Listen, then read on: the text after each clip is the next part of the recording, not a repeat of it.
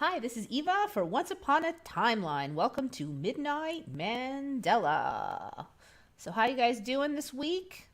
It seems like some of you said it's been kind of a crazy week. I don't know, I was like super tired until a couple days ago, and then I feel pretty spry now. So yeah, their Large Hadron is supposed to be starting. CERN is supposed to be starting up this week, but they didn't give an exact date. So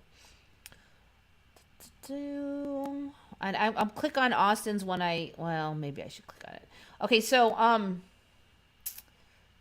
this one was actually mentioned on Retcon, and I probably should have written down who it was, but I didn't, so I was bad. But thank you, person on Retcon.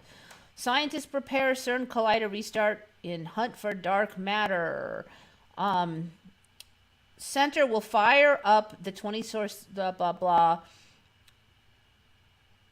Let's see, after shutdown for maintenance. That's what it says. Center will this week fire up the collider this week.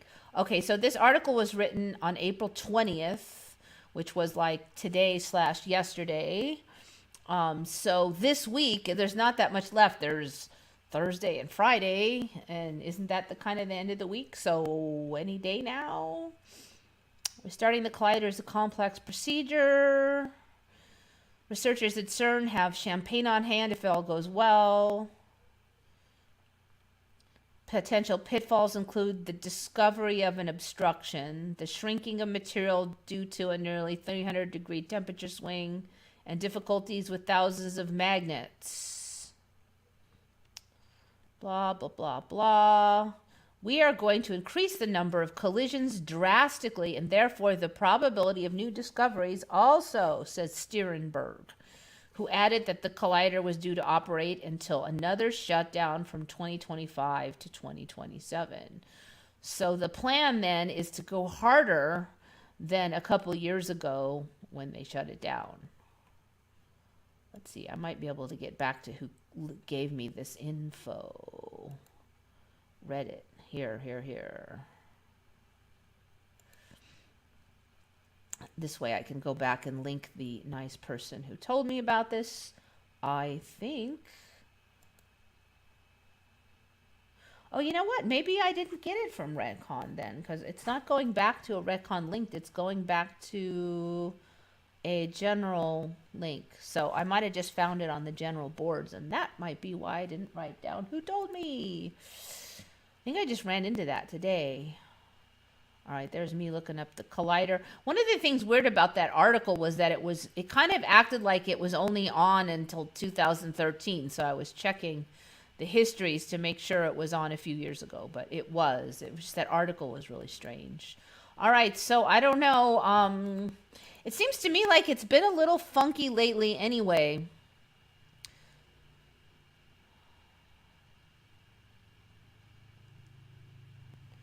It's interesting because Austin, you said that is the article stating blah, blah, blah. I don't know if I had accidentally shown it as I was scrolling through or something, but otherwise you had psychic powers and you saw it.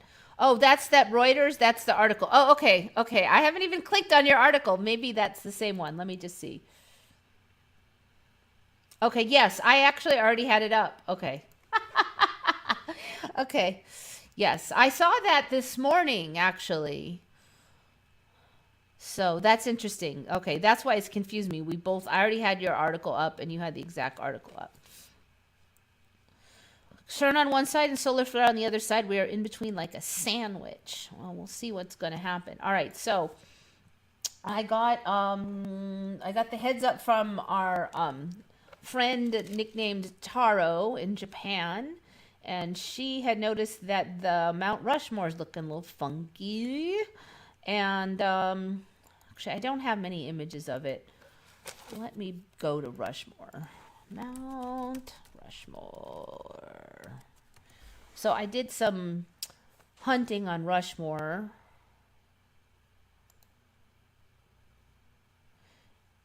This one shows it pretty good. Oh, of course it doesn't go up. Let's try this again. How about this one? Yes, this should do good. All right, what do you guys notice about Mount Rushmore? There's two things that our nickname friend Taro pointed out that I've noticed. Well, there's three, but this person pointed out two. The other one I noticed is the side of Lincoln's face is looking a little strange again. The gun thing is still there, but there's kind of like this weird hash marks that go down like this section of the face. And I don't know. I'm always looking at this gun thing over here. And I did another bunch of hunts to see if I could figure out what this is supposed to be, but there's still nothing.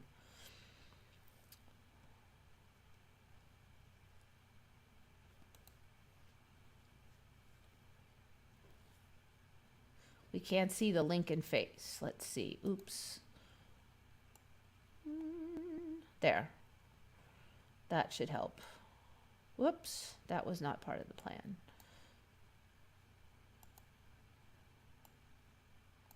There. I think I'm here. That should do it. Let me just check real quick.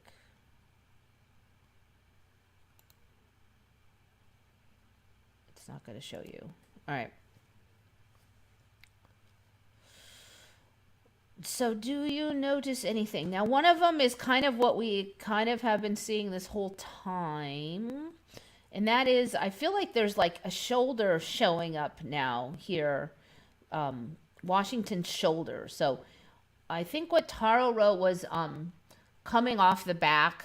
Because I'm running this through the Google Translator, so it doesn't come out like it's kind of weird English because it wasn't written in English. So she wrote something, or that person wrote something about coming off the back, and I think what they meant was that Washington is kind of turning off the mountain more, and it looks like the shoulder has kind of come and like shouldered out the other presidents. That's the one that I agree with. And then there's one other one. I need to go back to see you guys. Jefferson is looking like a woman. Hold on a sec. Oh, yeah, you're right, actually. It's a little bit, huh? A little bit. Yeah, just enough to... It's funny how it is that people can look like a man and look like a man, and then they look kind of an effeminate-looking man, and then there's a point where just a few little changes, and now suddenly they could be a woman. And I think that you're right, that point has been reached, that if somebody told you that was a woman, it could be, you know.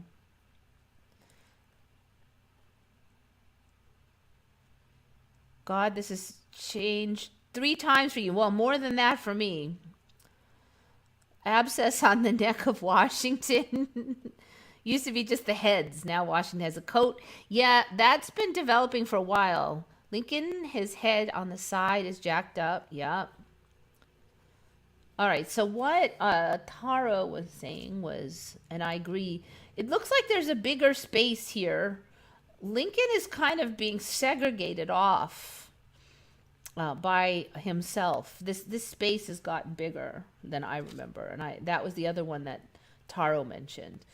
So I believe this shoulder here, somehow Lincoln's shoulder is turning out of the mountain and is now in front of the others. And then we have this extra gap here, a little bit of strange over there. I think I don't remember this exact peeling. Now this thing here, I think that's that funky tie thing, but you're right, it is looking a little weird, and actually right in there too. Oh, the third thing, another thing I noticed is like, from some angles, this giant tuft of hair, like it's all rough here and suddenly it's all coiffed there. It does look weird too, that hair. Let me go back.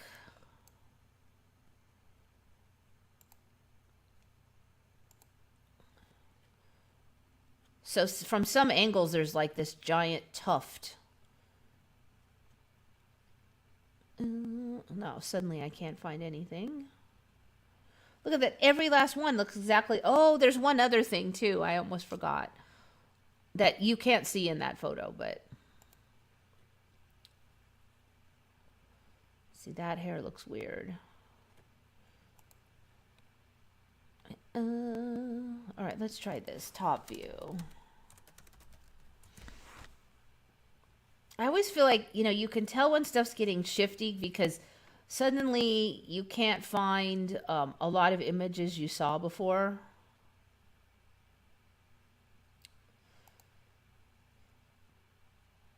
See, like, it's like suddenly Lincoln is getting voted off the island here.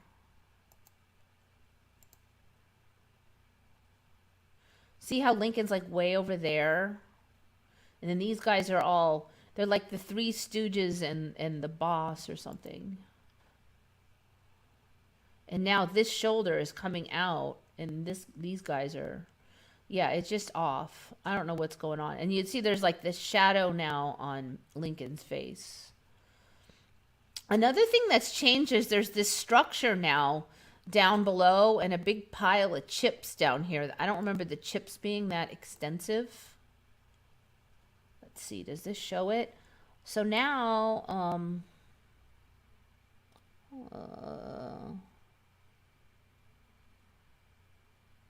there, I think that's showing it.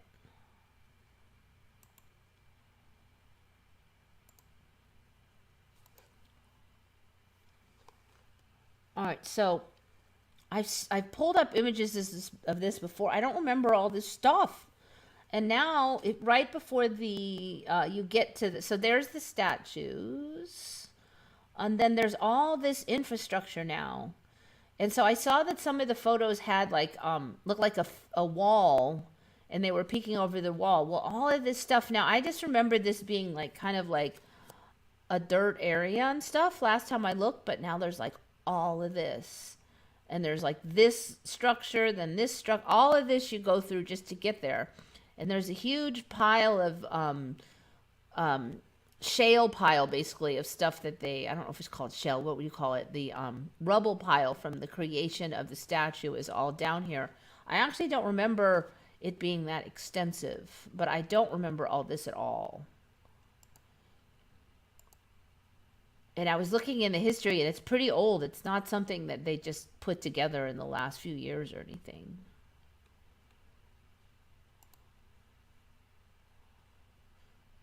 So see, there shows it, more of it.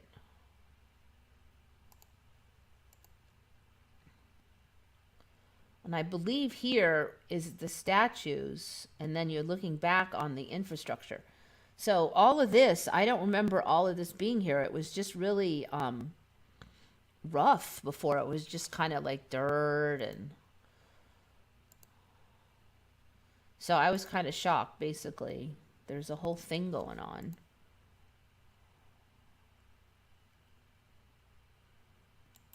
I think this one will show the shoulder, possibly.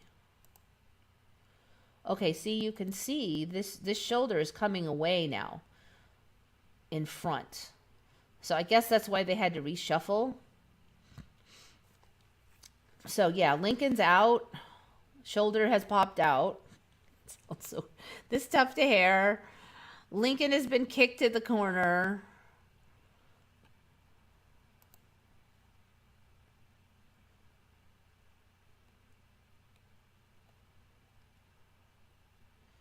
Abscess in the neck of Washington. I think that's supposed to be like his tie or something. Broop. All right, let me close that one. Yeah. So I think his tie has changed, basically. I thought, I don't remember it looking like an abscess. I think you're right. I think that's also changed.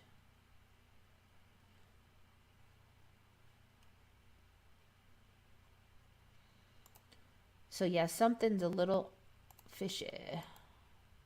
All right, that's a different story.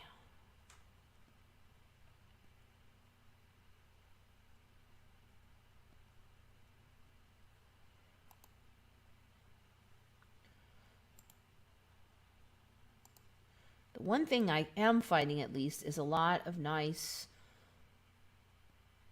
heavily pixelated images. I was trying to find out. It looks like something's a little different here too, with this little cutout. I think it was a little bit different before. But see, it even looks more like a gun than ever. There's something here, and then the nozzle of the gun goes up, and there's the shaft. And that could be like the stock almost, except for it's also his lapel, and there's his hand. There's something going on here. You would think that in all the sources that it would describe what the heck was wrong with the left side of Lincoln's face. I still can't find it. Here looks a lot rougher than I remember, with it chiseled all out over there. So yeah, okay. Mount Rushmore. We got the bum rush on Mount Rushmore. Deep purple in rock. Take a look. I'm not sure what that means. They were all more or less in equal proportions and looking forwards. A long time ago, yes. It's been a while, though, since I've seen this. It's almost like there's a bunch of you who have never heard my last 5 episodes on Rushmore, which is also interesting. What's going on with my hair here?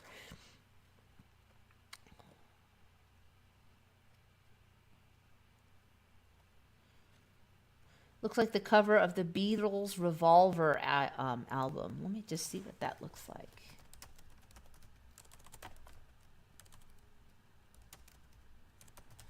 Assuming that hasn't changed, too. Can't trust anything these days.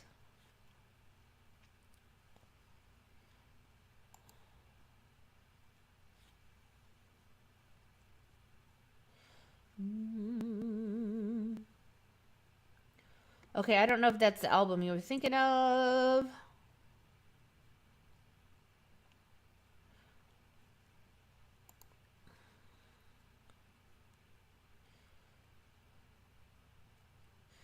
Teddy with glasses looks weird. The glasses have been there a while, but I feel like the pinchy part right in the middle has changed a little bit too.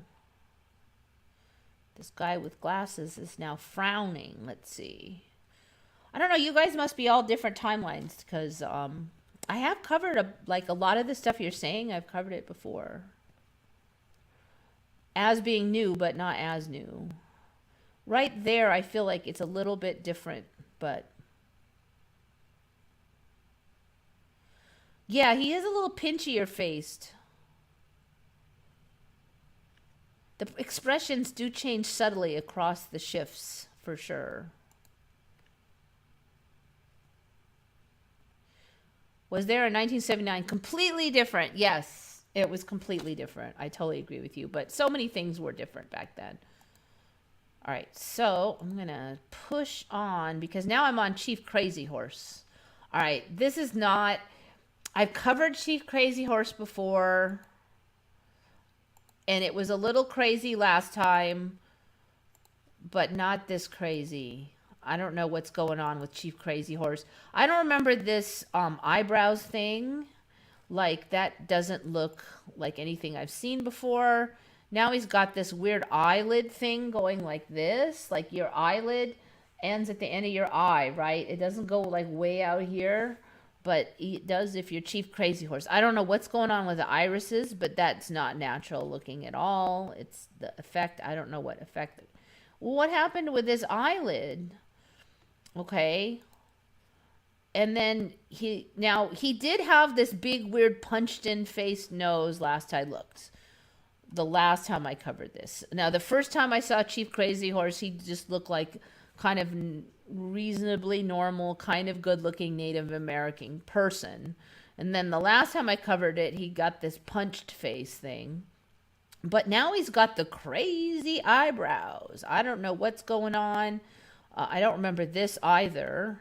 Where it's almost like he's got they're starting a headdress here, but I don't know. That wasn't there last time. I swear it's gotten bigger. I don't remember it being this big. From this angle, it looks really strange to me. Again, with the eyebrows. But up here, okay, let me, I didn't get the one I really needed to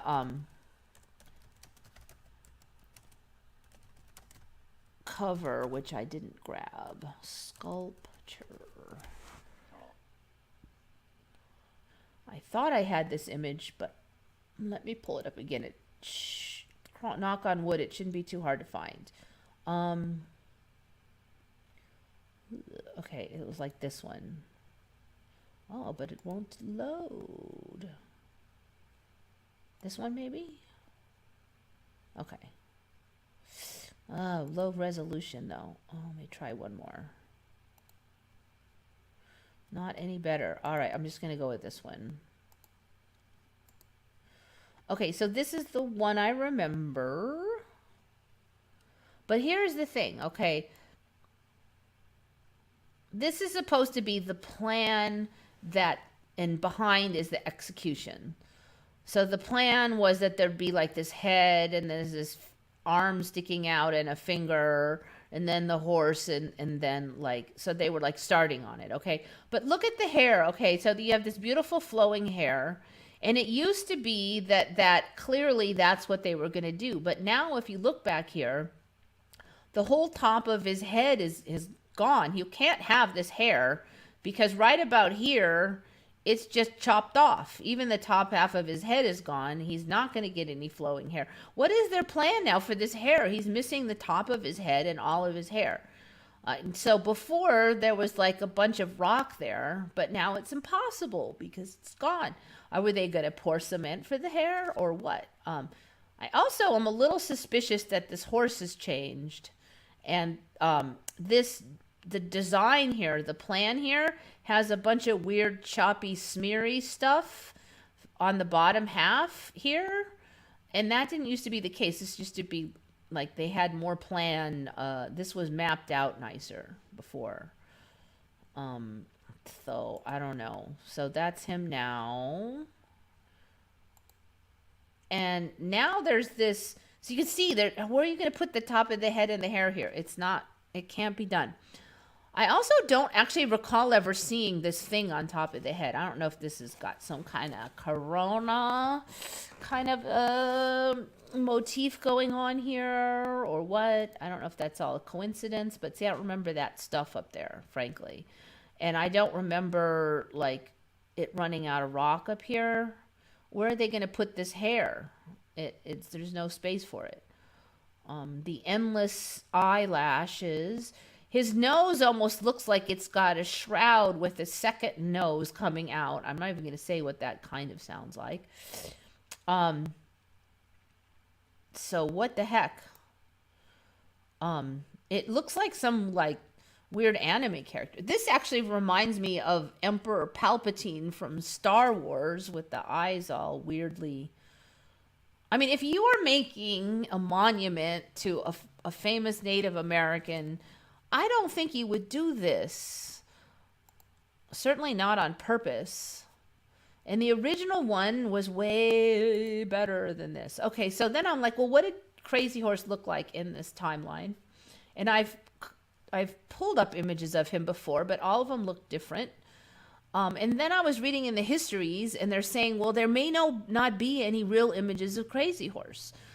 There's all these quotes of people from the time saying there are no pictures of Crazy Horse, and then there are some that were claimed to be him, but then there's like serious doubt on it. And then somebody I know in one of the chats, and you can kind of see this person could maybe be this person, but this person here, who's also said to be Crazy Horse, has a real thin face on the bottom, which looks nothing like this person. And so there's questions on all of these.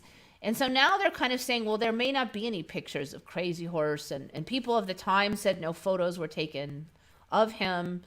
And then somebody I was talking to in another chat said, well, she remembers a famous photo of him with other chiefs. And we dug up that photo. And she's like, that's Crazy Horse and blah, blah, blah. And then I looked up that photo in the histories. And now they're saying she remembers that being Crazy Horse, like a famous photo of him and Sitting Bull and a few others. But now it says it's these other people we never even heard of before. Not Crazy Horse, not Sitting Bull, just like other native, supposedly well-known chiefs, except for I never heard of any of them. And one of them was actually weird because it said that that's American Horse. I'm like, is that a Native American name? American Horse? So like, oh, you thought it was Crazy Horse, but it's American Horse. It's like, what? Okay, so they may not even have any idea what Crazy Horse looks like in this timeline. I don't know if this is contributing to this craziness on this sculpture. I mean, how do you do a sculpture of somebody that nobody knows what they really look like? But even if you didn't know what they look like, none of the images look like that. I mean, there's no way that any of these ones that are supposed to be him look like that. So I don't know what's going on, but Crazy Horse is a shifty sculpture. That's all I could say.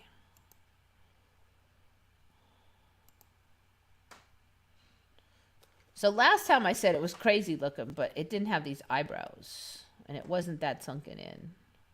It's basically gotten worse. Some real bad sculpturing. It looks to me more like something out of India with like kind of fanciful eyebrows and stuff.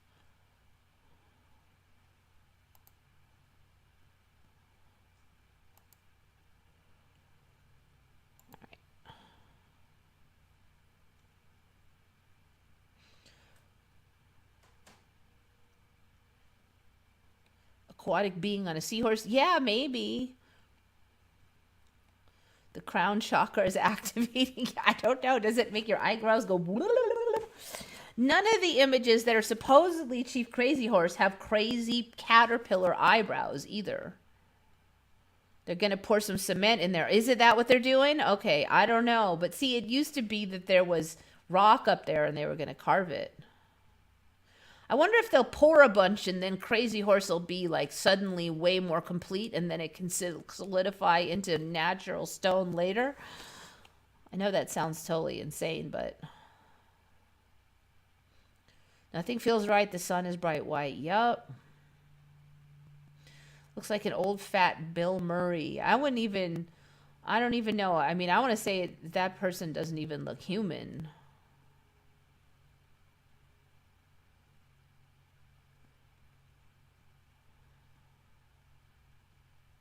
Squinting his eyes. I don't know. He looks like it. You know, why do like all the sculptors look like crabby Karens now?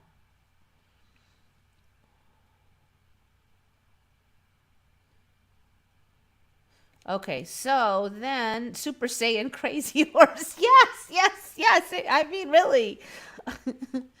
I mean, they may not have an image of Crazy Horse, but I'm pretty sure that nobody has ever looked like that.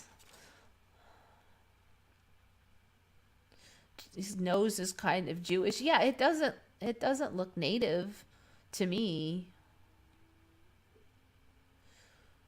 Yeah, there's been a lot of talk of weird personal ones, just weird stuff, you know, something's color changed or um oh, is it somebody was telling me I read somewhere like I think it was maybe one of the comments. Yeah, it was one of the comments like she had some favorite drapes at a friend's house and they changed color. You know, they just changed to blue and they were a different color.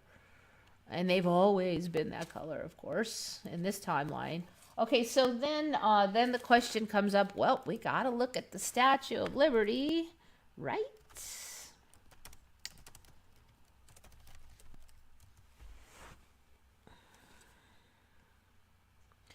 So I was just looking at that before I left work.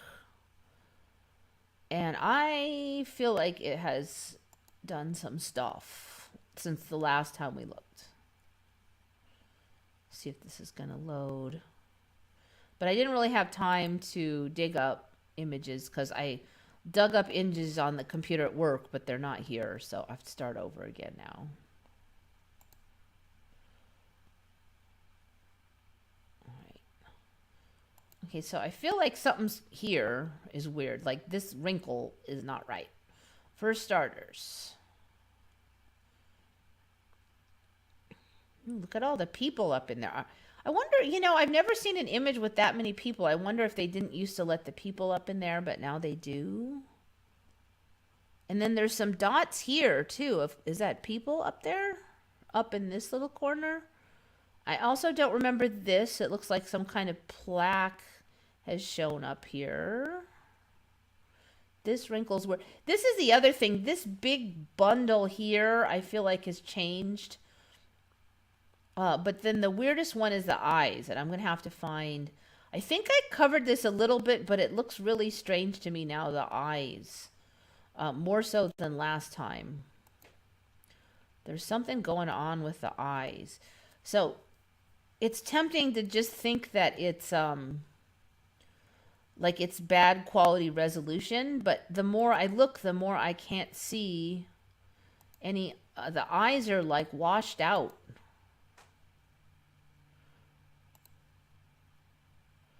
There's not the right, like, I can't find any images that show sharp lines in here and stuff. Now, I remember before it was sharply crafted. And also there was like a stain coming down. I don't know if that's still on this eye, but you look here and it looks pretty sharp. You can see those little stamp marks that I found a couple times ago.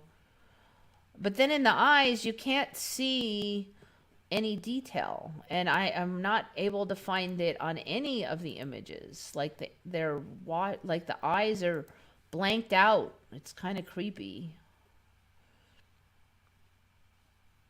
Let's see if this one will load. Nope, won't do it. I mean, this one has really good resolution here.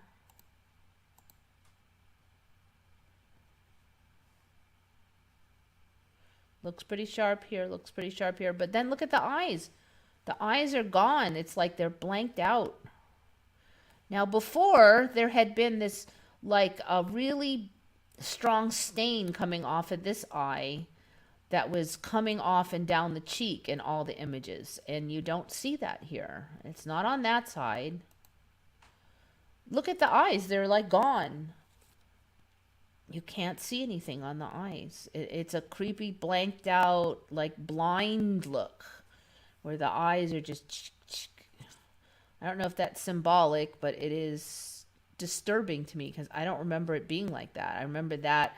Why would you do all this work on the hair and then not have the eyes be carefully sharpened and done properly? Okay, so there's that.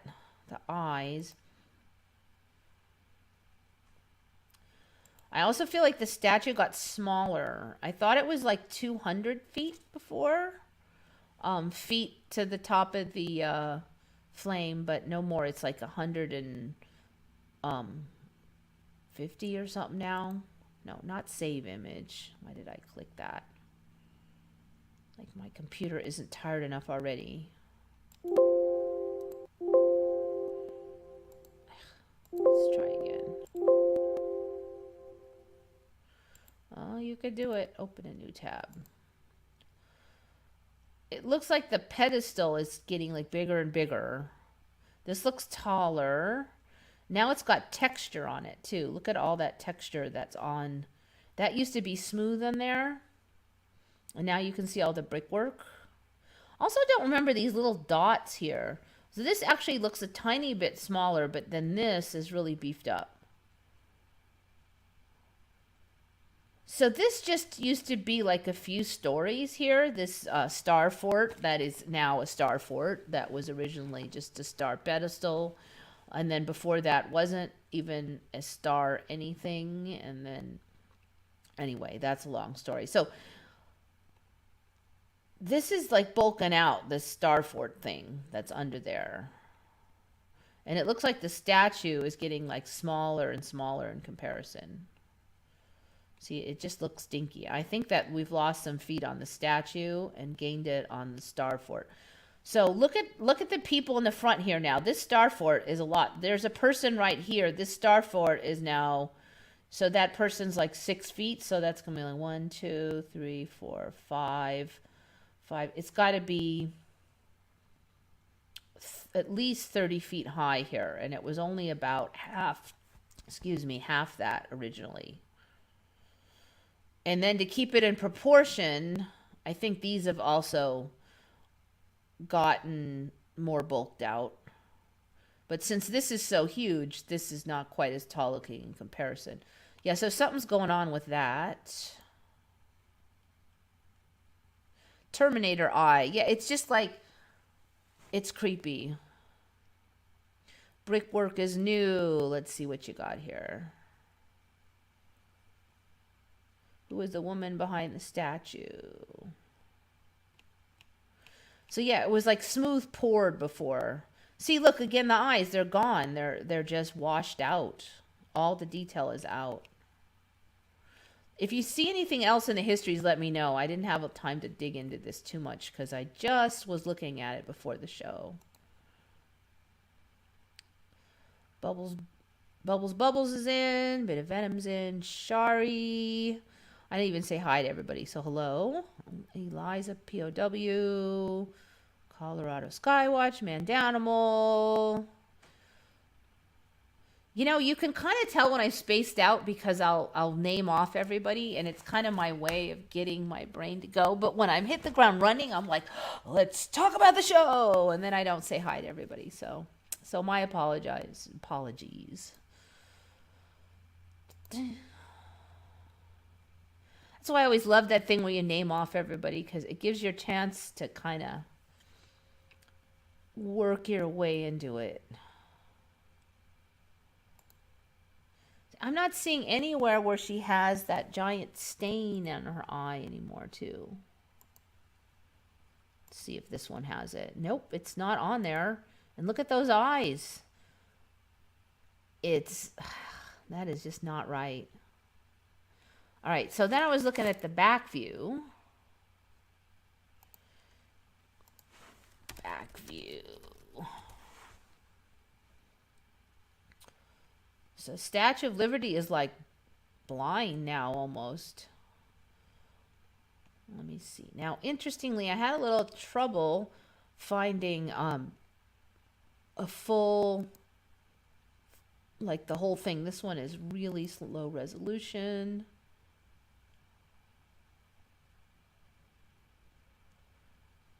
Let's try some more here. I want to see top to bottom, but not cut off and not a million miles away. Maybe this one.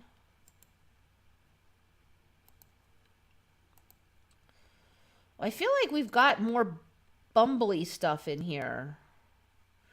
Like, look at how much fabric is on there. There's like the bottom layer, another drapey layer, another, like there's so much fabric going on back here. It's just getting, I mean, it's getting to the point where the person looks like a hobo with like 10 layers or something.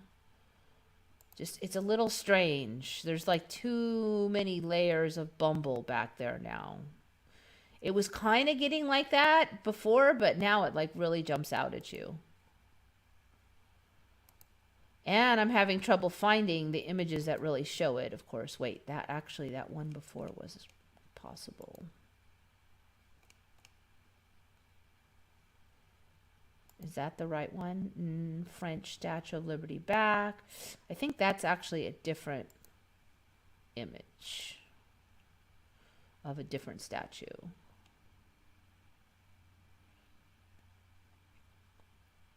The foot looks about the same. The only thing I would say about the foot is it looks like it's angled. Before she was just stepping forward, but now her foot looks like it goes off to the side here. I don't know if she's going to be sticking her foot out like a weird dance. So you can only see it from some angles, but it does look like it's slightly altered. The hair looks about the same. You know, I'm not finding any good back views here. I did find one at work.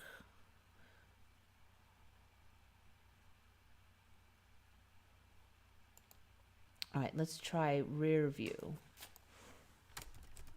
See if that makes it any better.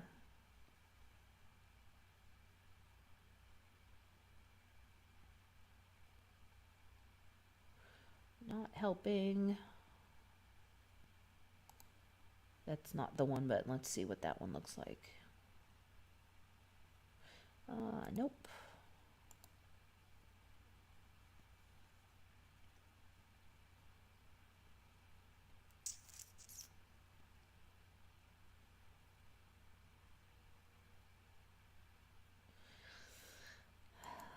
Whenever I can't find the image I want, I'm very suspicious that it's getting shifty.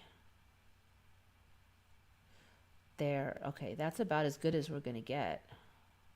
See, and it's low resolution, of course. Whoop. There. All right, I'm going to just blow it up a little. You can barely see, of course. Yeah, I don't know. It just seems like there's too many layers here is basically my point, though. I mean, it looks like there's multiple layers on here, too. Like the arms are too baggy. It's like, how many layers do you need? You can see the foot is going out to the side now. So not only did she step forward, but she slithered to the side then. I keep thinking, what is the plan for this foot? I mean, it just keeps getting more and more cockeyed. Is she going to be sticking it out and tripping people next, or what?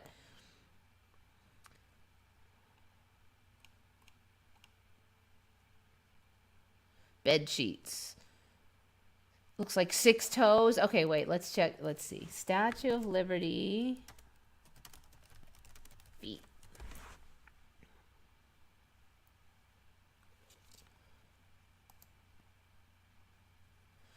That would be trippy. All right, there's 4 toes there. Oh, yeah, I see what you mean. Oh, I see what you mean. Let's see. This one has pretty good resolution. I see what you mean. There's a lot of bumps on the side of that foot. Okay. Okay, 1, 2, 3, 4, 5. And then it looks like a bulge coming out of the shoe here. So that's not a toe. But that's barely a toe. You're right. I don't remember it looking that like that many whatever bumps. It looks like a line of peas in a pod or something. Yeah, good eye actually. Here's another one. This one's pretty good resolution. Doesn't show it as clearly there.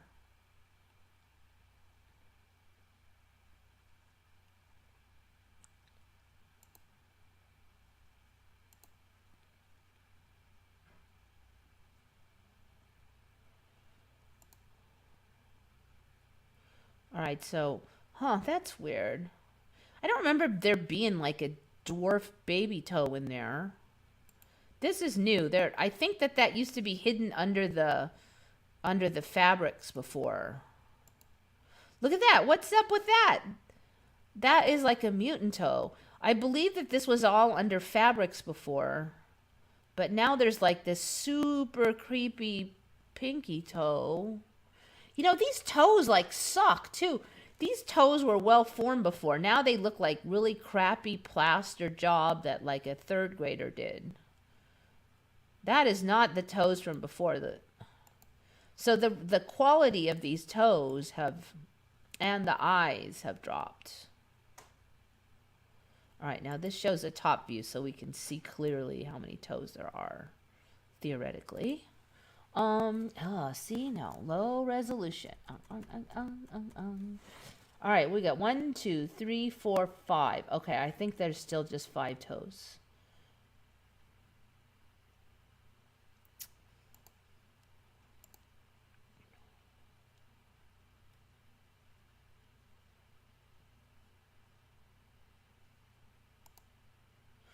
All right, there's the foot before it was put together, and it does have that weird nubby toe.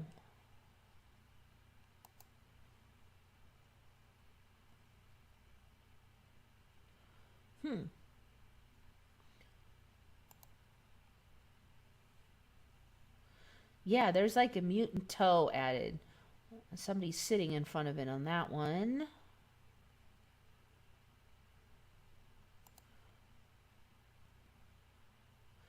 Wow, look how high it is. It's interesting from that angle. It looks a lot higher than from other angles. All right, so she's grown a mutant baby toe. And she's got blinded. Or at least washed over. The shackles are there still. Liberty reclothed. I think that's because they added these side things. I think that's that story. Those little drainage things.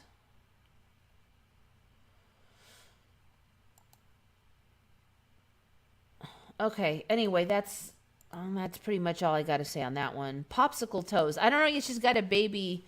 Yeah, totally. Her toes have been weird for a while, but she didn't used to have a mutant baby. Six-fingered people in Brazil. Yeah, the extra fingers are getting more common. It's not the rarest mutation. It was pretty rare in my old timeline, and when you did have an extra finger, it would be like this vestigial, kind of a useless thing. But now when people have an extra finger, they're like fully functional. They don't even look weird.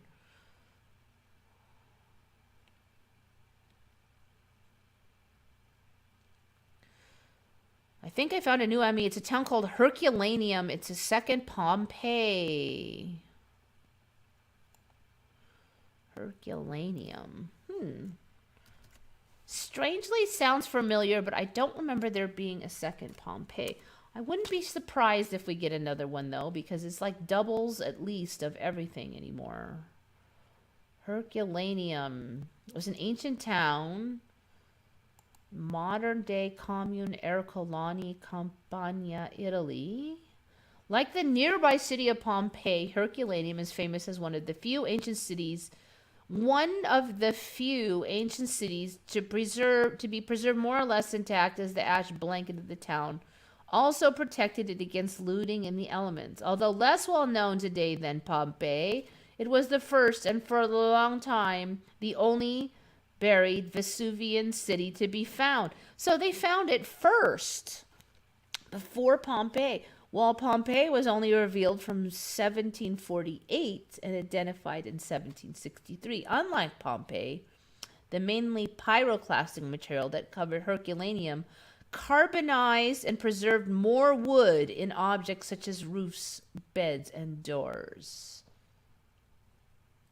The traditional story is that the city was rediscovered by chance in 1709 during the digging of a well. So yeah, that's a whole nother Pompeii then. And it's better than Pompeii, at least it sounds like it. It was discovered before Pompeii. Yeah, that is a trip. A second Pompeii. I'm going to write that down. I am not surprised. A lot of this stuff is just doubling. There's multiples, the screen paintings. There's multiple Mona Lisas. The one and only Mona Lisa is now the 2 or 3 and only. Although it was smaller than Pompeii with a population of up to 5,000, Herculaneum was a wealthier town. It was a popular seaside retreat for the Roman elite, which was reflected in the extraordinary density of grand and luxurious houses with, for example, far more lavish use of colored marble cladding. Famous buildings of the ancient city include Via of the Papyri and the so-called boat houses, in which the skeletal remains of at least 300 people were found. I've never even heard of this stuff. Herculaneum. Let's see what we have for images of it. Looks like there's some good stuff in here. Yeah, good find. Yeah, you would have thought that you would have heard of a second Pompeii. It's the first Pompeii, really. Herculaneum. So they've got the preserved bodies and all these amazing walls and stuff. Wow. All dug out. Yeah, that is highly suspicious. All this time you never heard of it.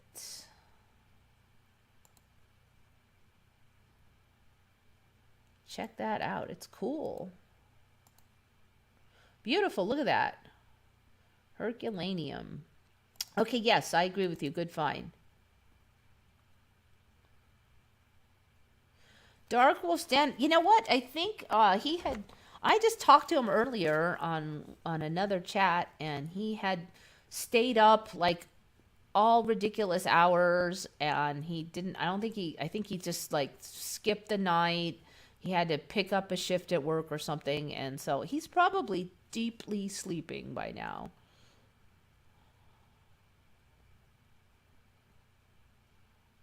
Also, he said he never went by Dark Wolf by itself. I asked him. He went by Dark Wolf's Den, and then he changed it to the Dark Wolf Den show, but he was never Dark Wolf alone in his memory, in his timeline, anyway.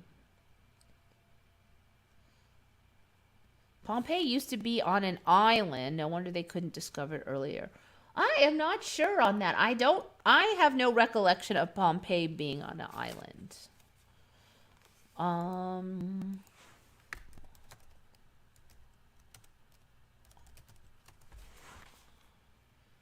let's see if it was now. I can't say I absolutely would give that as 100% Mandela, though, but I don't remember ever hearing that. Oh, so now it was always Pompeii, not Pompeii. Okay. Formerly known as Pompeii or Ascension. Okay, this is about Pacific Island. For the Romans say Pompeii. Okay, so Pompeii. An ancient city located in what is now the commune of Pompeii near Naples in the Campania in Italy. Pompeii, along with Herculaneum and many villas in the surrounding area, were buried under volcanic ash. Okay, so I don't think it's an island currently. Pompeii is in Latin is a second declension masculine plural noun. The root of the word Pompeii would appear to be the Oscan word for the number 5, Pompeii, which suggests that either the community consisted of 5 hamlets or perhaps it was settled by a family group. Built on a coastal lava plateau created by earlier eruptions of Vesuvius. The plateau fell steeply to the south and partly to the west into the sea. So it sounds like it was mainland plateau.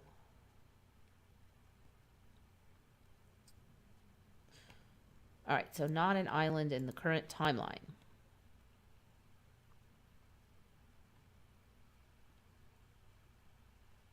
I just saw and heard the word hysterism for the first time yesterday. They're always coming up with new words. Hysterism. I have never heard of the word hysterism. All right, let's see what that baloney is supposed to mean. You know, the other one that showed up lately is, what was that one? It was the Khazarians. I've heard that maybe 2 months ago for the first time there. The ancient Khazarian culture. There's all this conspiracy theory, and it turns out that the Jewish are actually Khazarians, and they're not really a tribe of that they claim they are. And I mean, I don't know about all that, but that's the conspiracy theory. I've never even heard of the freaking Khazarians until, and apparently there really was like this a civilization called Khazaria, which I never heard of until recently, and now it's everywhere. It's sort of like the mud floods. It just exploded. But then there's people that supposedly knew about it for years, and they're all talking about it. Khazaria, history of Jewish Khazars? What history?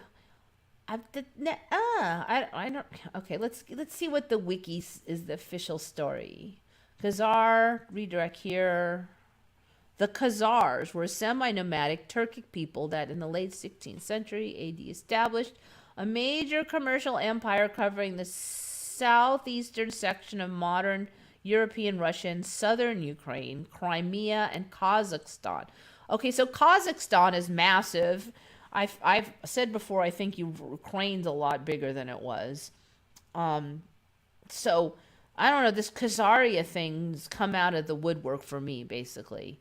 And there's a lot of it mixed up with this Ukraine situation that we have going on, too. Khazaria long served as a buffer state between the Byzantine Empire and the Umayyad Caliphate and Abbasid Caliphate.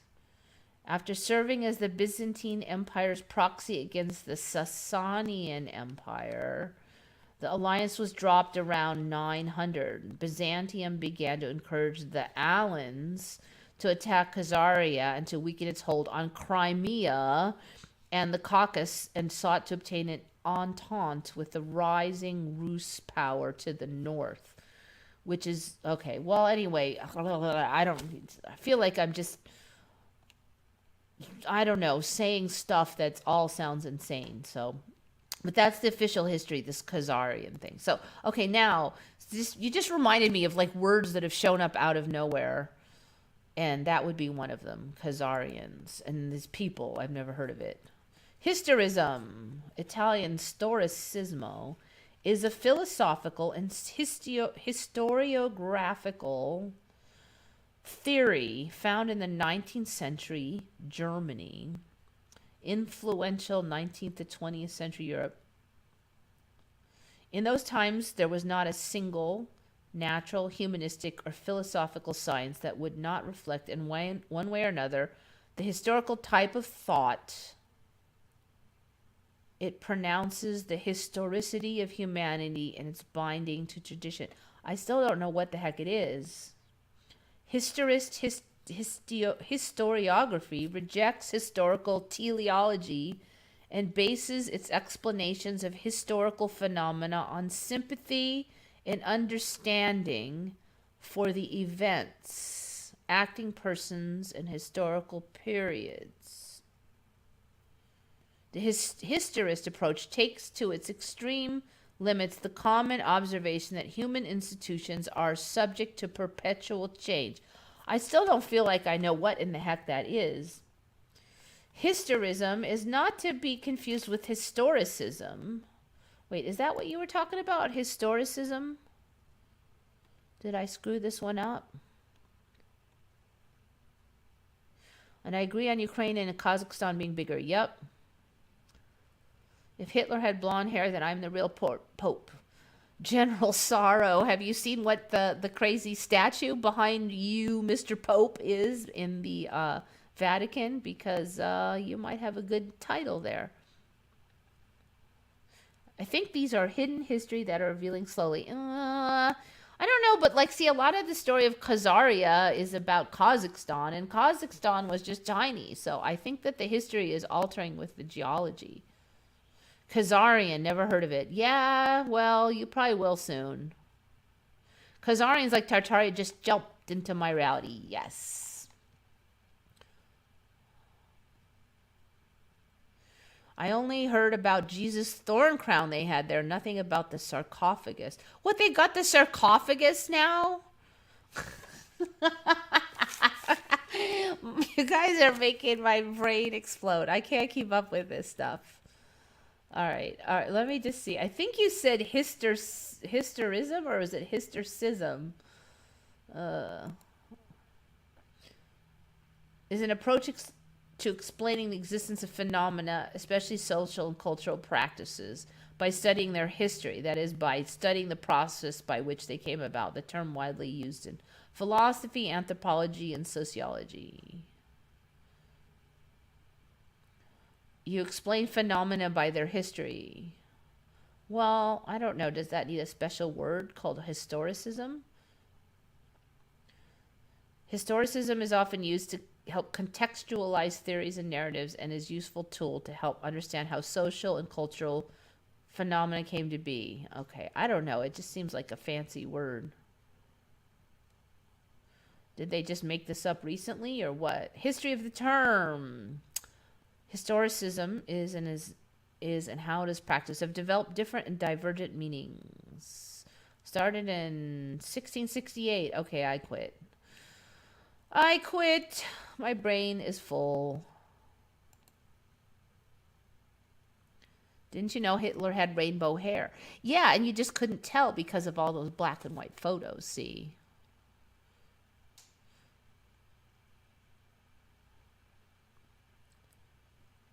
Check this out. Okay, I'm afraid to check it. My brain is getting full already. It's only been an hour.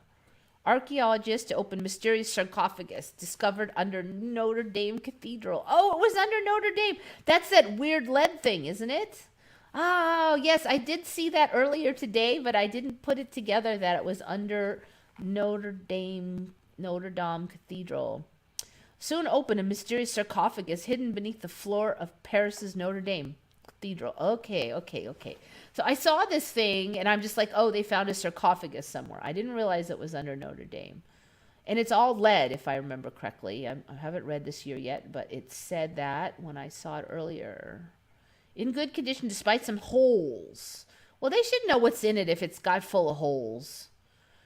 You know, like my friend Dave, he's got this little camera on a bendy thing, and they use these in cars, and it has a little light.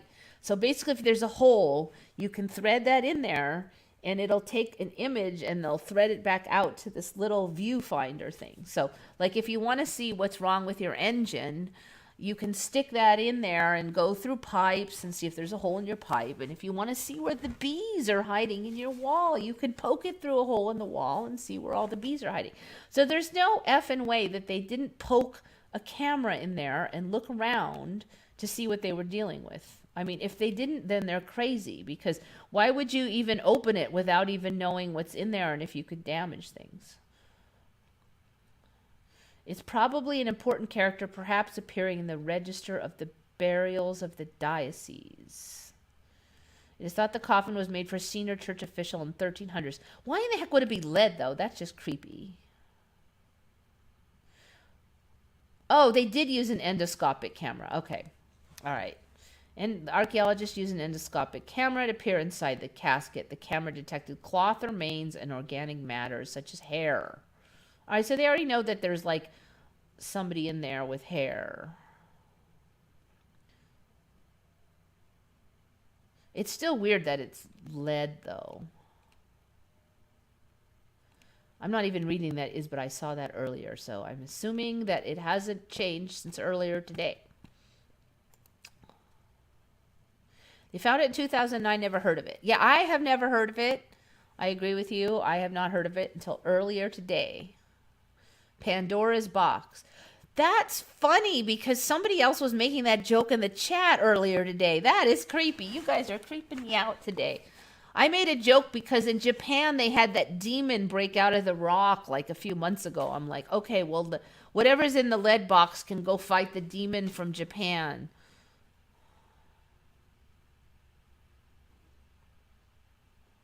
Maybe lead to keep the virus in. Well, it's too late. There's already holes in it.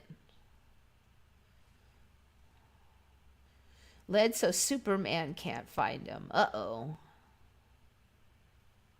Pandora's box isn't a Pandora's box anymore. I think I covered that. It was, I can't remember now. My brain is like full. To me, Kazakhstan was much smaller. Yeah, it was really dinky and it grew and grew. And then Ukraine was growing. All the stans are growing. Okay, so we got weird this. We got weird that. I haven't even hardly made a dent on this stuff. Okay.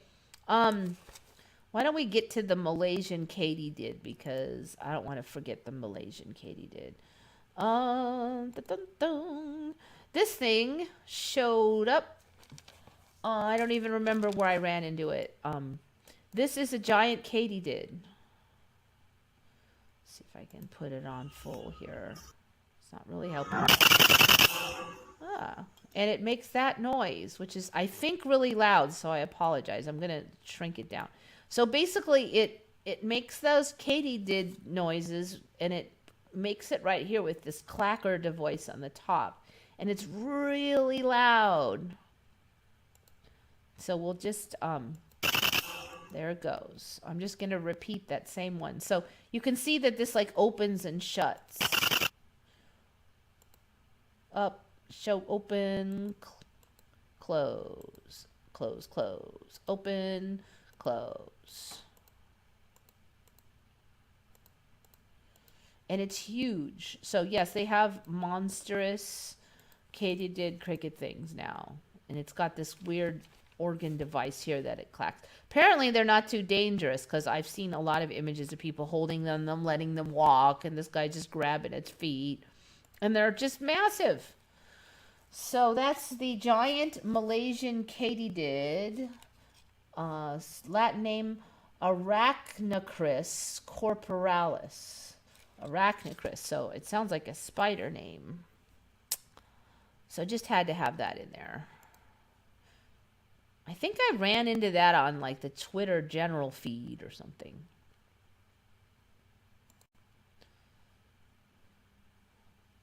Pandora's jar. Oh, it's a jar now.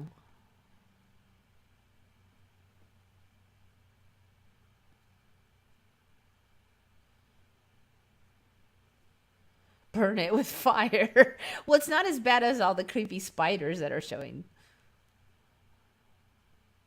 I didn't watch Jacob Israel's video. I don't know what that is.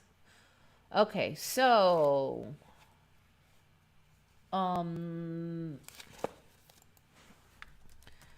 somebody in the chat was talking about walking sticks. I think they were saying that they were bigger than they remembered. There was something about walking sticks that weren't as they remembered. Those that were talking about those stick insects. Walking stick. And I looked it up on the wiki. And so that used to be that they were camouflage creatures, right? Okay, and they still are, obviously.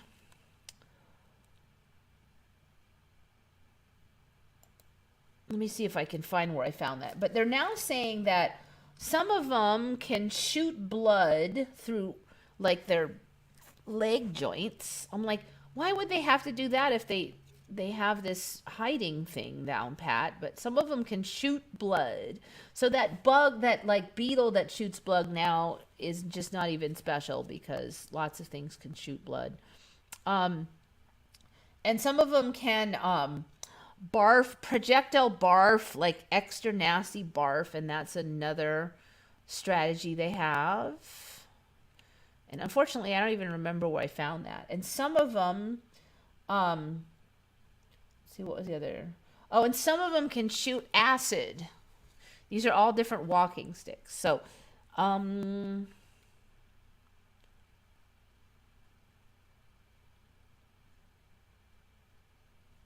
laws against having them. Camouflage defenses. Some will fall to the ground and remain motionless. Others will make their bodies rigid. Some species leak blood from their leg joints. Okay, I read that they can throw it. Others vomit up a noxious liquid in hopes that their prey will taste that first and give up. Yeah, and there was somewhere that they said some of them can shoot acid. So these guys are getting next level with these stick insects.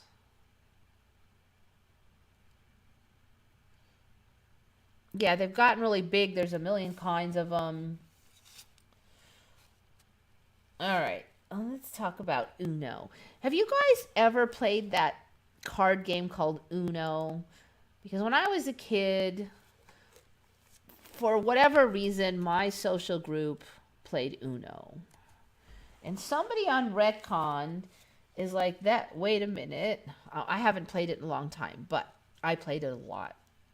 I have many memories of playing it. And somebody on Retcon, username Zvive, Z-V-I-V-E, said Uno had a 0 and a passing of the hands. So I have no recollection of Uno ever having a 0 in it. And apparently when you draw the zero, or when someone plays the zero, see, it's hard for me to remember because we didn't have this rule.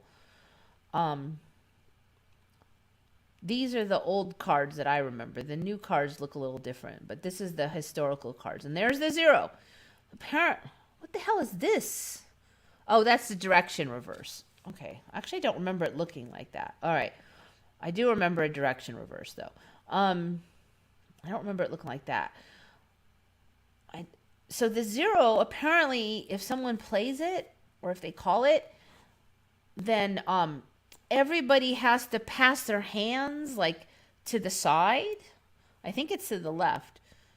I don't remember anything like that. I mean, it used to be that if your card sucked, you were getting sad, because if you had a lot of cards and somebody else had 2 cards, you pretty much knew you were going to lose. But now there's this thing where you could get lucky and someone could play a zero and all the cards could shift, and you could end up with your neighbor's really good hand. So if you have a neighbor to the side with a really good hand, or if somebody else played that card, you could magically be in Fat City.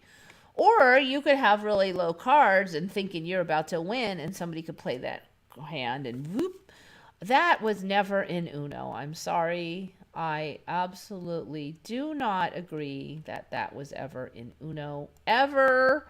That's not something you would forget. I don't remember there being a zero at all. Uno card game wiki.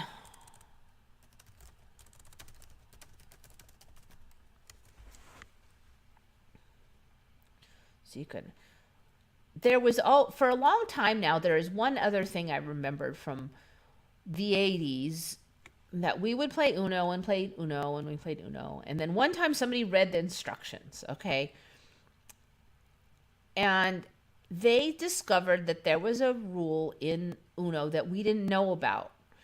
Like, that we had all, like, I mean, I often played at parties with a bunch of people I didn't know. The whole social group all played Uno. And so there's hundreds and hundreds of people I played with Uno, and we all thought we knew the rules. There was never any arguing. And the one rule, somebody actually read the rules once and said, what the hell? So there was one thing that we did that was not in the official rules. And that thing was the stacking of the wild cards. Like, if it said draw 4, like if I played a card that said draw 4 and they had a draw 4, then they could put their draw 4 and it would stack to be draw 8 on the next victim.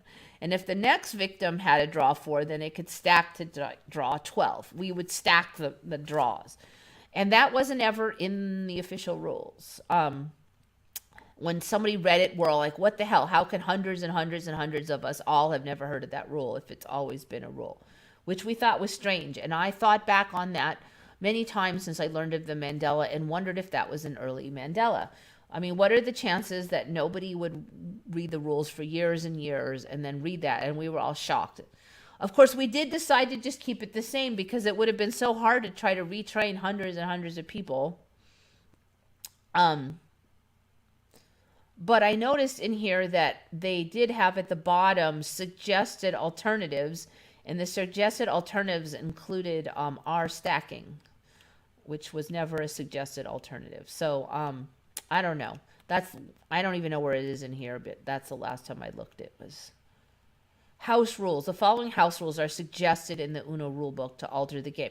And see, here's the thing: when we looked at the rules back then, this was not in the rule book. So when did the following official rules are suggested in the Uno rule book to alter the game? There were no suggested alterations. There was one set of rules, and it didn't, here it is ours, progressive or stacking Uno. We did not have it in our rules, but yet we were all doing it. So I always wondered if maybe it was different timelines of Uno. And so then, here's some other versions you could try. I don't know. 7-0, every time a 7 is played, the player who played the 7 card must trade their hand with another player of their choice. Never heard of that either. Every time a 0 is played, all players pass their hands. Okay, but we didn't have zeros. So I don't know. I don't know what is going on with that. No zero or passing rule. Yeah, see, there was no zeros. There just were no zeros. A game like Uno has so many, but there's no changes that you go into the old rules and that supposedly was. So that's why I went to that old deck. That deck I showed you, that's the old deck. And it has a zero in it. We didn't have that. Now you could say like maybe there was a rule we didn't know about, but we didn't have a zero, and zero has been in every deck in this timeline. Every deck. Are we now in Tom Burton's? Oh yeah, Tom Burton's movies. Yeah, it's like Avatar here. All the creatures are huge. It's weird because they used to say that in ancient times, like, before there was so much oxygen, all the animals were larger. But what we're really seeing is they're getting large now. And now that I think about it, there is a lot less oxygen than I remember. There's hardly any oxygen now. So we're going backwards in time or something. Yeah, actually, yeah, I know. It's funny, but I know there was no zero in Uno. It's bugging me more than the giant statues changing. Okay. So, next thing. All right, so I talked before about these triops, which is these weird shrimp that were showing up in this desert pool. That was, what was the end of last winter or something? And I'm like, what are the chances that, rare pool of triops shows up? And they look totally prehistoric, these weird, creepy shrimps that supposedly the eggs can survive in the dry. And then you get a pool, they suddenly all spring to life. I don't know what the hell they eat because everything was dead desert before, but somehow they eat enough stuff to lay their pebble eggs that somehow can survive years and years and years in the desert. Okay. So they just showed up, never heard of them. Actually, like the day it showed up, everybody was sending, even people don't know anything about the Mandela goes, oh, look at these weird shrimp. Okay. Well, these suckers are rapidly establishing themselves in the new timeline because now triops are threatening the rice fields of California. Now, all of this crap I've had on in recent months. First of all, I don't remember there being a bunch of rice fields in California, in Northern California. I don't remember there being that many rivers. All right. Then they were saying that there's all these millions of salmon runs, and the salmon actually do really good in the rice fields, which is like, no. There's no salmon growing in the rice fields. Okay. But now they're saying the triops tadpole shrimp are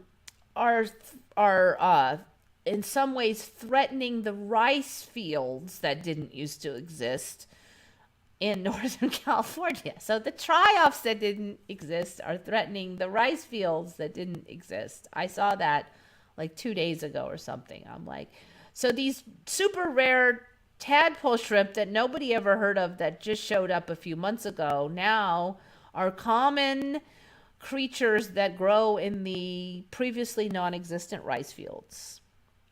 Their eggs can spend years or even decades frozen in time, waiting to hatch. When California rice growers flood their fields, they create the perfect condition for hordes of these ravenous creatures to awaken. This tadpole shrimp is coming for your rice. They munch on the young seedlings, but where did they come from? From the ocean far away? Turns out they were here all along. They're time travelers waiting for months in the sun-baked soil. Each spring, when rice farmers flood their fields and scatter their seeds, they inadvertently create the perfect conditions for billions of tadpole shrimp to awaken. Of course, now they're going to put the salmon babies into the rice fields, so I guess the salmon babies can eat these tadpole shrimp. I'm kind of worked up here. I don't know. There was too many Mandelas for me this week. If that's not enough, the throngs of tadpole shrimp stir up the mud, blocking out the sun. But the rice plants that do manage to break the water surface are safe. Their roots and stems are thick and tough enough that the tadpole shrimp leave them alone. All right, so then they say, oh, the shrimp are kind of helpful because they eat other weeds and stuff. But I don't know. I was just laughing because I'm like, none of this stuff existed. But they're all forming this new ecosystem of the rice fields. We've got the more rivers now. Then we got the rice fields. Well, it's freaking cold up there, but I think rice is tougher now because I used to remember rice being in the tropical countries, but now it's freaking cold. And then they have these like salmon all the way to Los Angeles, and now we have these triops, so the salmon can go eat the triops. Maybe we should check other games as well. We play by memory, the rules. Yeah, I didn't play a lot of those card games though, so I don't know. But maybe you guys can find some stuff. The stacking was the fun part. We always stacked. I'd never heard of them not stacking. So then we looked at the rules. There was no hint of the stacking in there.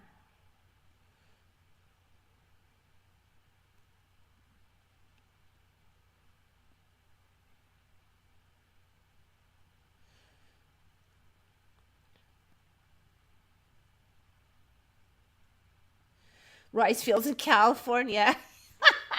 Since when? Like, I don't know, a few months ago when I had it on the show is when I heard about the rice fields of California. I know, and it's Northern California. It's not even down here when it's warm.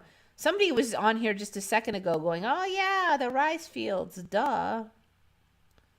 California didn't have salmon either. Too warm for... Exactly, Shari. I don't know if you missed my show where I talked about those.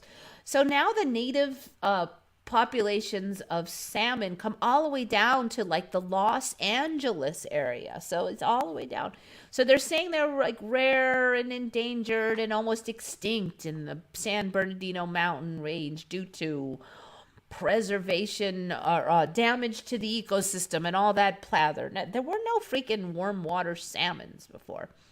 So yeah, then a couple months, like maybe 6 months ago, they're like, oh, a few salmons have returned to the California streams. And now there's like salmon hunting and there's multiple runs a couple months later. It's moving fast, man.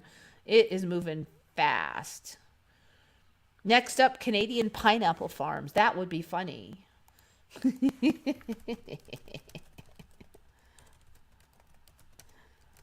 Yeah, because I tried to grow pineapple here, and it's too cold even here. So if they're in Canada, I'm growing them here. The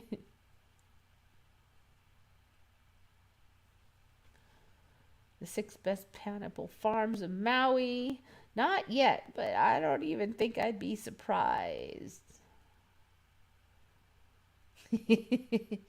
Cold, is there a cold water pineapple? I mean, a cold weather pineapple. I like pineapple a lot, but they just don't do that well here.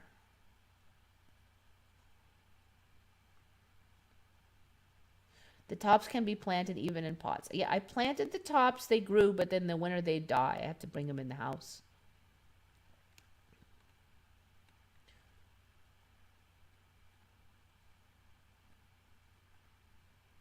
All right, doesn't look like it. Marshland coming for Cal. Marshland is already up in the northern end. And I've said before, I don't remember a lot of that territory up there. I remember San Francisco being near the top of the state, and it's only like halfway up now, hardly. First I heard of rice in Cali was last week, 2 weeks ago. Yes. Yes. Coconut in Antarctica. Yeah, it's coming. Just you wait. I mean, they already have roving blobs of moss that roam across the was it glaciers, the slopes. They move in some unknown way that is not windblown, that live on Antarctica. So there you go. We talked about salmon but never heard of rice fields. I have covered it on here, at least in some timeline. Do you have mango in California? You might be able to grow that on the coast. It's not, I don't think it's ideal mango land weather though. So yeah, we have marshland in California already. That's where them rice grows. But it's cold. So I don't know. The rice is tougher here. All right. No, I may not be able to get through all of these. I don't know which ones I should cover. I did that one. Crazy horse. Okay, maybe I'll do this one. Okay, I have covered before, and it's been a while, about this Jewish legend of the Second Temple. Now, I swear to me it was the Second Temple, that when the Second Temple was built and they slaughtered the red heifer, which is like a cow, then that would mark the end times. I swear for me it was the Second Temple. I talked to other people today, they remembered the Third Temple. I remember there was a first temple, and now we had to build the second temple. At least in their tradition, was required for the end times to come, and then Messiah to come, and it had to be in Jerusalem. And part of the storyline was that Jerusalem had to be the capital. So we had a Mandela in here, maybe during the Trump era, where Trump suddenly said, "Oh, and yes, Jerusalem, I officially, what is the word they use? I accept Jerusalem as the capital." I'm like, what? Jerusalem's not the capital, though. But then now they're saying, oh, it's always been the capital, but some countries wouldn't like accept it, and now we did, and so somehow magically Jerusalem became the capital. Okay, so that was the Mandela, that it suddenly always was. All right, so that was part of the tradition, that it had to be the capital, and that the second temple had to be built, and that this red heifer had to be sacrificed. So when I first started hearing of this legend, the big question is that we don't have any red heifers, which are cows. We don't have them. So how are they going to slaughter a red heifer unless they create it from genetic engineering? So maybe that's how they'll do it. Now we could finally have the red heifer. But the reason they haven't built the second temple is because the land it's got to be on the Temple Mount, and there's this very tricky political territorial sharing, and they didn't have permission, and blah blah. Okay, so they're supposedly trying to get permission. Last I heard, which was 2 days ago, they have a prefab second temple ready to go up. So if they get permission, they could have it up and like boom, boom, boom, booms.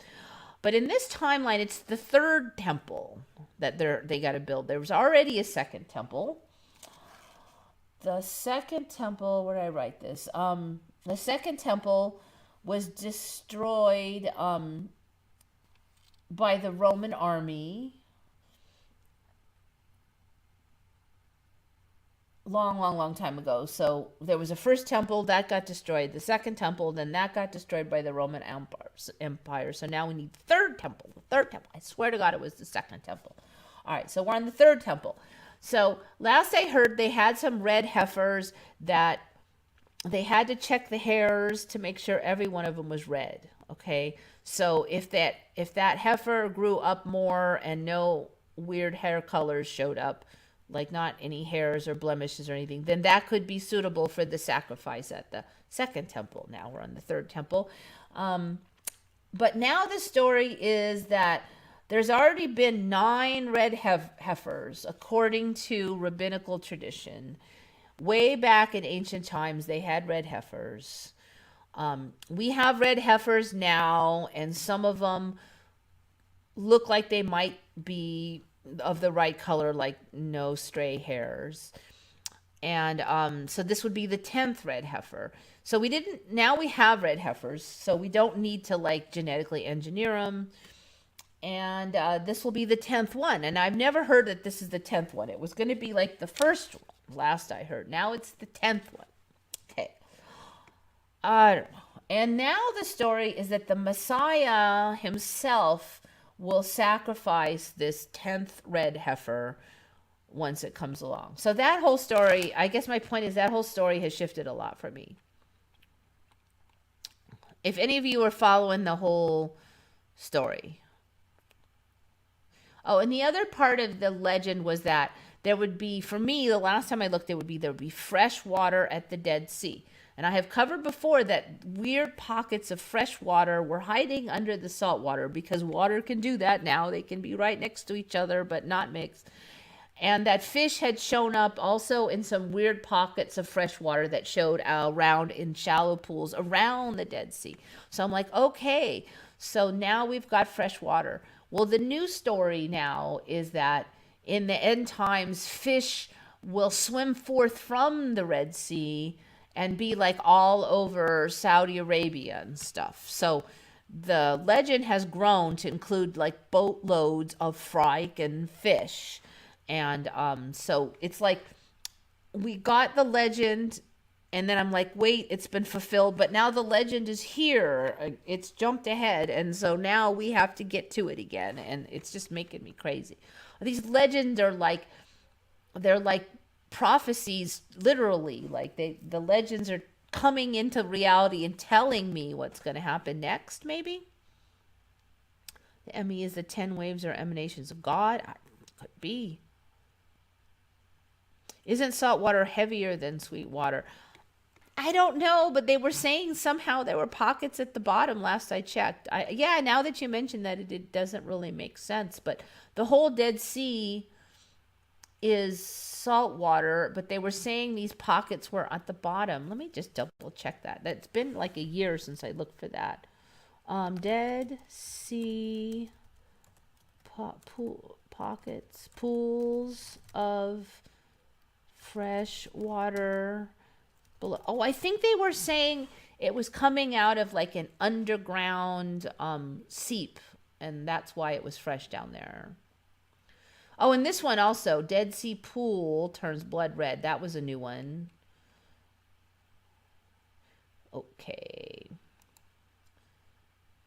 Fulfillment of the Dead Sea prophecy has begun. Now I can see for sure exactly what the prophecy is and where we're at on it. 10 times saltier than the ocean. Nothing can live in the Dead Sea. Or so scientists thought until recently. Scientific research has proved the existence of life at the bottom of the sea, but due to a unique set of circumstances, signs of life have begun appearing on its very shores, precisely as written in the book of prophets. A young woman was shocked recently when she discovered freshwater ponds with fish on the shores of the Dead Sea. Okay, I have seen that one. The Dead Sea is, as its name implies, dead. More than 400 meters below sea level, it is the lowest point on dry land. No life can exist. The shores are coated with a thick layer of salt that kills any plant. Yeah, how did these pools even form? Because even the sand would be saturated with salt. And where did the freaking fish come from? I mean, did birds drop fish eggs everywhere? It just seems a little fishy. A mosaic on the floor of a church in Medeba, Jordan, showing a map for Byzantine pilgrims on their way to the Holy Land, illustrates this. It features a picture of fish swimming down the Jordan River and then turning around once they arrive at the waters of the Dead Sea. The Bible, however, describes a very different picture of the region. Lot looked out on the valley where the Dead Sea is now and saw an incredibly fertile and well-watered region. Okay, see, this is another part. I don't remember the Dead Sea being the result of Sodom and Gomorrah's destruction, and that's the current storyline. I could be wrong on that. Maybe I didn't remember, but that's new to me also. Even more perplexing are the messianic prophecies that water will flow east from Jerusalem into the Dead Sea, and these bitter waters will fill with fish, and the surrounding desert will be teeming with life. See, I just remember fresh water at the Dead Sea. I don't remember tons of fish and teeming with life. And I wonder if we're going to get that now, though. He then said unto me, these waters issue forth toward the eastern region and shall go down into the Arabah, I think that's Arabia. And when they enter into the sea of the putrid waters, the water shall be healed. And it shall come to pass that every living creature wherewith it swarmeth, whithersoever the river shall come, shall live, and there shall be very great multitude of fish, for these waters are come thither. I think that used to be hither at once upon a time. That all things be healed and may live whithersoever the river cometh. Okay, Water at the Dead Sea has been receding. The water being diverted from the Jordan River for agricultural purposes, plus evaporation. Sinkholes are appearing. Siegel discovered that many of these pools have been filling up with sweet fresh water and even more incredibly fish. Let's see. And then they went down with scuba gear. It was the first time such a dive had ever been made. Let's see, when was that? 2011. I don't remember it being that far back. I think this one is slipping backwards in time, guys, because I don't think it was that far back. The researchers discovered huge craters on the floor, 15 meters across and 20 meters deep. Now, they weren't that big. Fresh water was flowing from these craters, which were carpeted with mats of microorganisms, showing that the Dead Sea was not entirely dead. The beginning of the prophecy are in place, waiting to spring forth. It's a big deal, and no one is talking about it. Okay, so that still happened. See, they don't even explain how this water is down there. And you're right, it is weird because salt water is supposed to be heavier.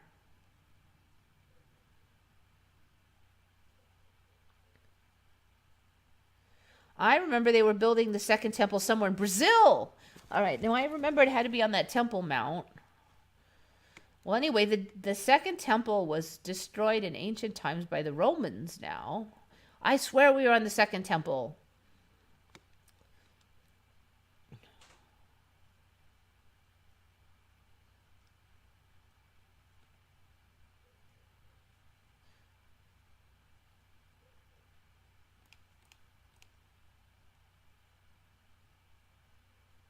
I lean towards we are repeating time, so the old world exists currently only in history. I don't know.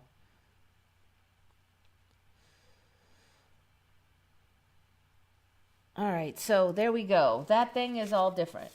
For me, anyway. Statue of Liberty. So, I don't know. We're going to get the red heifer. Oh, and the red heifer has to be 3 years old now. I don't remember it having to be 3 years old, but it now has to be 3 years old. I just remember that it had to be, like, not have any... Oh, and it can have 2 hairs that are not the right color. Two singular hairs only. So they actually inspect it for hairs, and it can have 2 or less. And I don't remember that. I just remember it had to be all red. Now it can have 2 or less weird hairs. The weirdest thing in my time was when they found living creatures in underwater volcanoes. Yeah, that's still a thing. They used to say that all life required certain things. It was like oxygen and, and then they found these weird methane creatures at the those are still down there.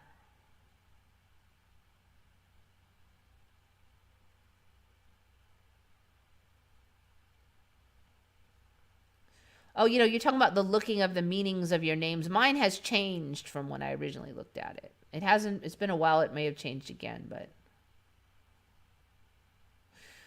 So that is always interesting. Look up the meaning of your name, and then later it's something else. Okay, got that. Blah, blah, blah. Okay, found a new Michael Jackson video. So I don't know. I used to watch all of the Michael Jackson videos. I guess I just was uncool or unhip or whatever. And then some more showed up, and I spent a bunch of time looking for Michael Jackson videos a few years ago because those few showed up. And I thought I found them all, but now there's another one. So Michael Jackson did a video with Paul McCartney in this timeline, and that was not there. And I'm kind of just freaking out. I can't really risk playing it, but and they do kind of like an almost blackface thing in it, which is weird. And that's an image of the almost blackface. So some places are saying it's blackface, and some it isn't. But of course, he is already black, so is it blackface? So some places are saying no, it's clown face because they had the clown tears, but there is him in the black face that's not black. I don't know. If you're already black, can you be in blackface? I don't know. Um, I have never seen this video before until this week.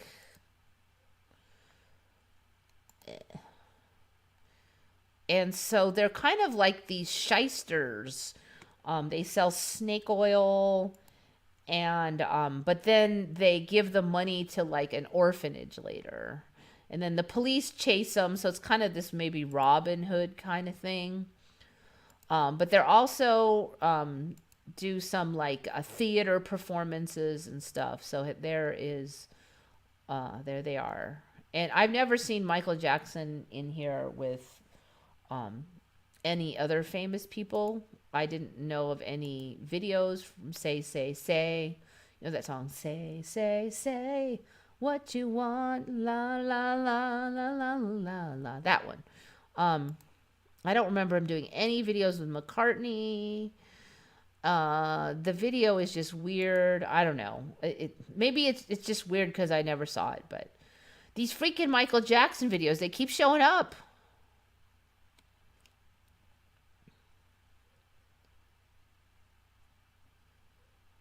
So Shari, did you ever see the video for Say, Say, Say that Michael Jackson did? Because I just know.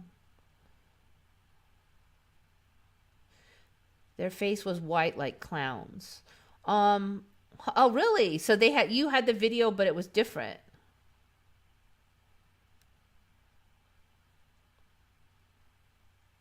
How could they? See, that's the thing, though. That like some people are saying it was blackface, and other people are saying no, it was clown. But it's a little bit weird for clown face, so I don't know. Of course, this was a long time ago when people weren't so jumpy about calling more things blackface. But still, I just don't want. Paul McCartney wanted the rights to this song, but Michael didn't give it to him. And when he died, he got it. Well, I don't know. I guess they got along in the current timeline.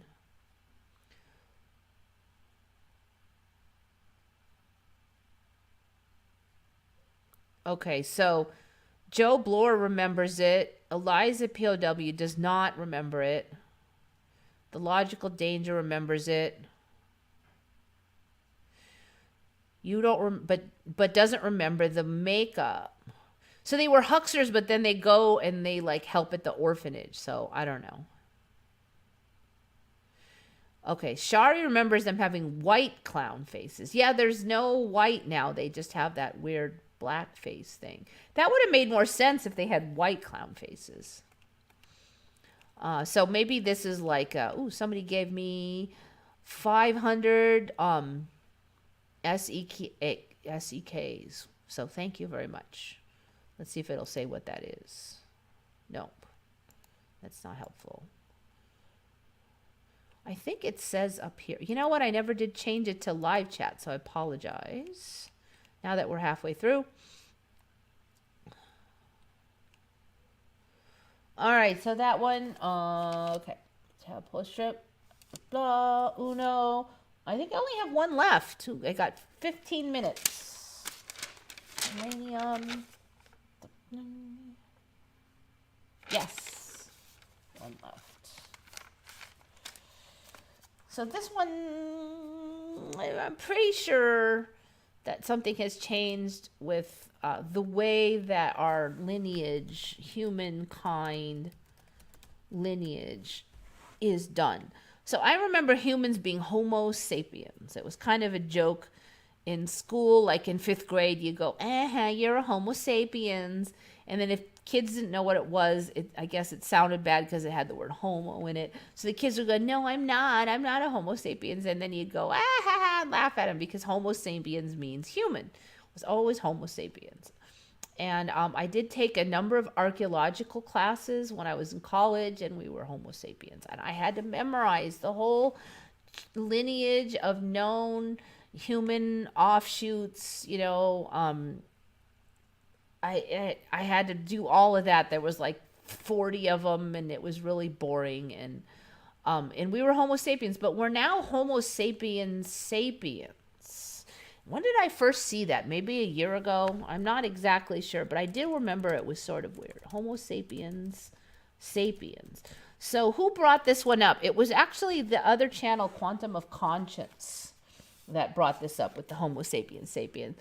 He didn't go so far as to call it a Mandela effect, but he did not remember there being another sapiens. And I agree, because I did hear this about a year ago, and I was kind of like, sapiens sapiens? So we never, apparently now, this Homo sapiens sapiens thing is really old. It goes back to 1750. This guy said that he thought there was 4 lines of Homo sapiens. One was modern Homo sapiens, that's us, so we would be Homo sapiens sapiens. And then there was Homo sapiens asiaticus, Homo sapiens europaeus, and Homo sapiens afer, A-F-E-R. I've never heard of these things. Let's see if I can find it. So they're actually saying that they're less favored groupings now. But the thing is that I shouldn't have been just hearing about it now then. I should have heard about it in... I've not heard of this Afers and this Asiaticus, and like the school I went to, the teacher there, the professor, was like one of the top archaeology guys in the nation, and he never discussed any of this stuff. And I've never heard of it until this last year. One of the subgroups of modern humans, including human beings, the only remaining subspecies of Homo sapiens. So they're saying these other subspecies are gone, these Asiaticus and europaeus and Afer.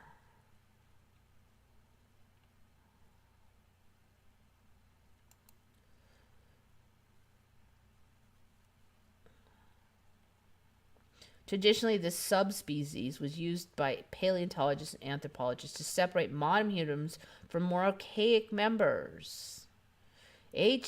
Homo sapiens sapiens is thought to have evolved sometime between 160,000 and 90,000 years in Africa, before migrating first to the Middle East and Europe and later to Asia. Only widely accepted subspecies of H. sapiens is Homo sapiens sapiens. I've just never even heard of there being a subspecies of Homo sapiens. It was just us. We were Homo sapiens.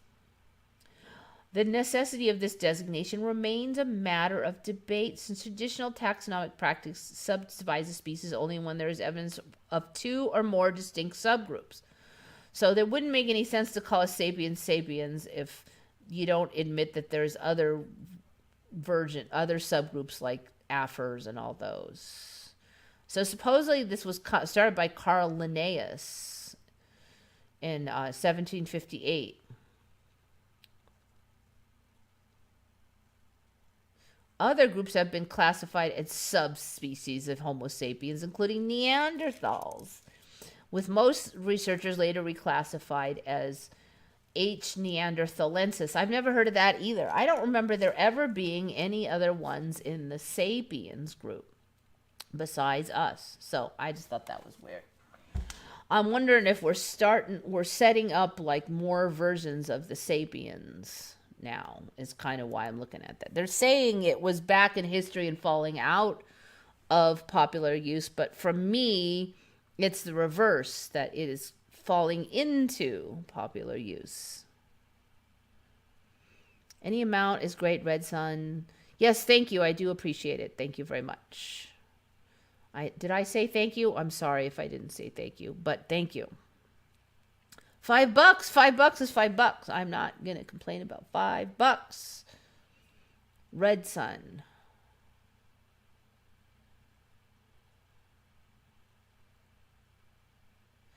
In Sagittarius, Michael Jackson purchased the rights to the Beatles' music so he didn't get along with Paul because Paul felt betrayed. So they wouldn't have done a video, right? Michael, did they fight in this timeline then?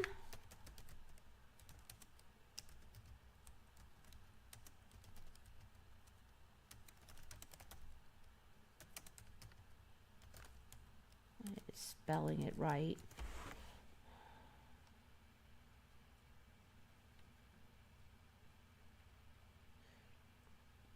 Here's why they feuded.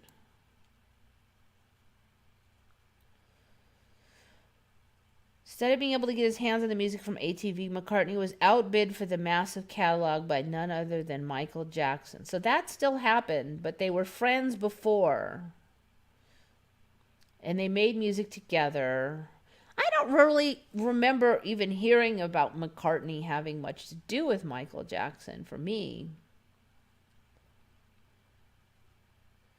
In the 80s, they were friends.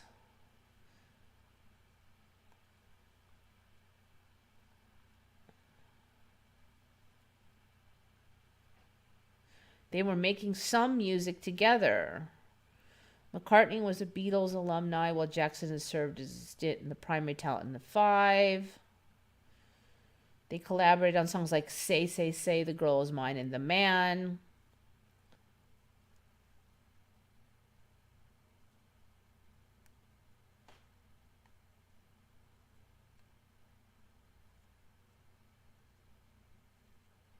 Jackson buys the Beatles music. So that still happened. So apparently they just made this before the buy and the argument.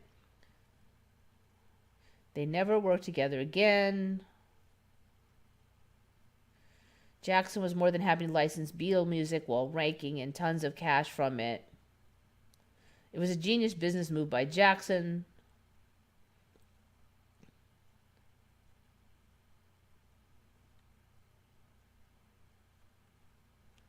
All right, so yeah, that all still happened. Yeah, Paul McCartney, dude. It was McCartney. I don't know Billy Shears, though. I don't know that one. Now it's Homo Sapiens Sapiens. Yeah, they're gonna add more and more and more. Probably, I wouldn't even be surprised.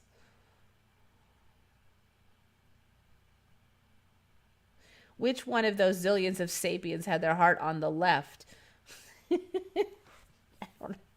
I know you know, sometimes this is like, oh, my brain, it's gonna explode. I can't take seriously any of the clown world Mandela science.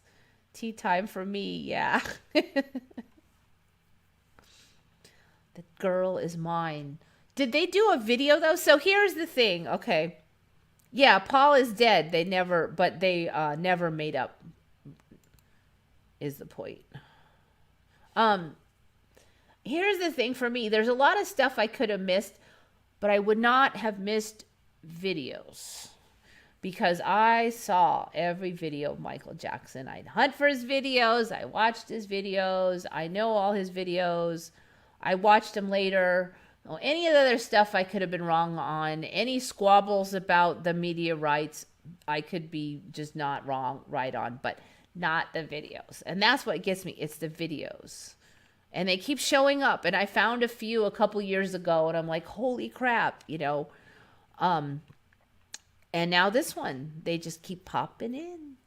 And they're pretty good. This one was actually pretty good. I think the McCartney thing, he must have had a lot of influence because the videos that have been showing up have been very kind of like not that original. They're still good, but they kind of have a lot of the flavor of the previous Jackson videos. But this one has like kind of its own flavor, which was nice. I was addicted to MTV and then Viva in the 80s. See, I did too. I used to watch MTV when they had music videos on them. Like, I saw all of them in that time, and it wasn't on there. Not for me.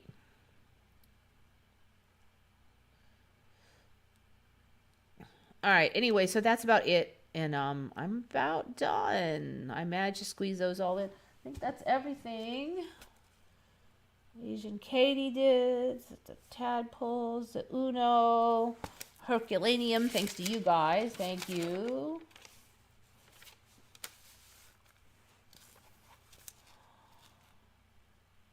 Yep, Mount Rushmore. Yep, that's it. I got it all. All right, so I think we're done. So yeah, I mean, like I said, it's if you got videos, let me know, because all media productions here in Orion are super rushed compared to Sat. There's a few videos that definitely suck more, but they didn't even have those videos. There were no videos. Like, there was no video for Say for me.